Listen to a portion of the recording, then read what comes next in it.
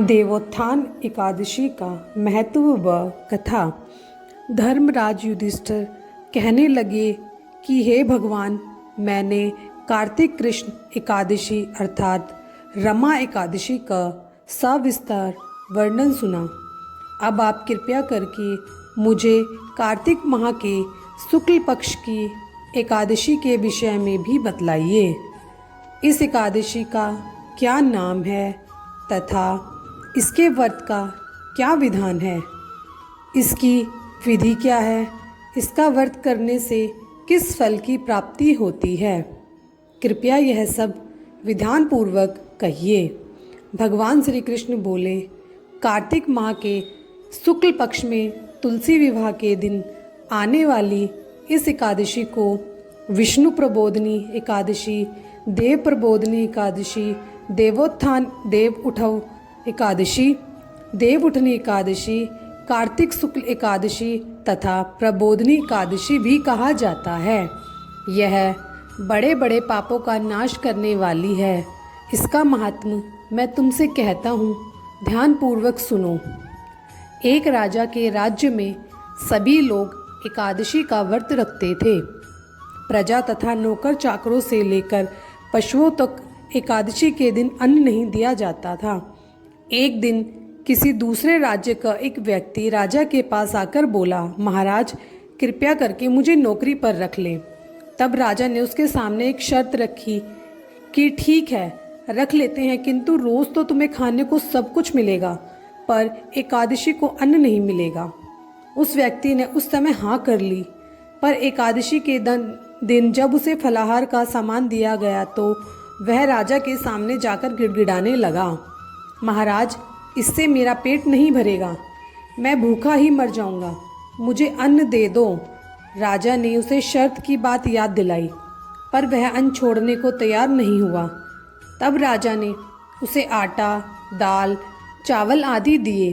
वह नित्य की तरह नदी पर पहुंचा और स्नान कर भोजन पकाने लगा। जब भोजन बन गया तो वह भगवान को बुलाने लगा, आओ भगवान, भोजन तैयार है। उसके बुलाने पर पीतांबर धारण किए भगवान चतुर्भुज रूप में आ पहुँचे तथा प्रेम से उसके साथ भोजन करने लगे। भोजन आदि करके भगवान अंतर्ध्यान हो गए तथा वह अपने काम पर चला गया। 15 दिन बाद अगली एकादशी को वह राजा से कहने लगा कि महाराज, मुझे दुगना सामान दीजिए, उस दिन तो मैं भूखा ही रह गया। राजा ने कारण पूछा तो उसने बताया कि हमारे साथ भगवान भी खाते हैं, इसलिए हम दोनों के लिए सामान पूरा नहीं होता। यह सुनकर राजा को बड़ा आश्चर्य हुआ। वह बोला, मैं नहीं मान सकता कि भगवान तुम्हारे साथ खाते हैं। मैं इतना व्रत रखता हूँ, पूजा करता हूँ, और भगवान ने तो मुझे कभी दर्शन नहीं दिए। राजा की बात सुनकर वह बोला, महाराज, यदि विश्वास ना हो तो साथ चलकर देख ले। राजा एक पेड़ के पीछे छिपकर बैठ गया। उस व्यक्ति ने भोजन बनाया तथा भगवान को शाम तक पुकारता रहा, परंतु भगवान न आए। अंत में उसने कहा, हे भगवान, यदि आप नहीं आए तो मैं नदी में कूदकर प्राण त्याग दूंगा। लेकिन भगवान नहीं आए। तब वह प्राण त्यागने के उद्देश्य से नदी की तरफ बढ़ा। प्राण त्यागने का उसका दृढ़ इरादा जान शीघ्र ही भगवान ने प्रकट होकर उसे रोक लिया और साथ बैठकर भोजन करने लगे। खा पीकर वे उसे अपने विमान में बिठाकर अपने धाम ले गए। यह देख राजा ने सोचा कि व्रत उपवास से तब तक कोई फायदा नहीं होता जब तक मन शुद्ध ना हो। इससे राजा को ज्ञान मिला।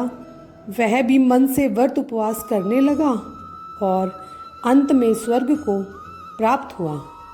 बोलो एकादशी माता की जय। बोलो श्री हरि विष्णु की जय।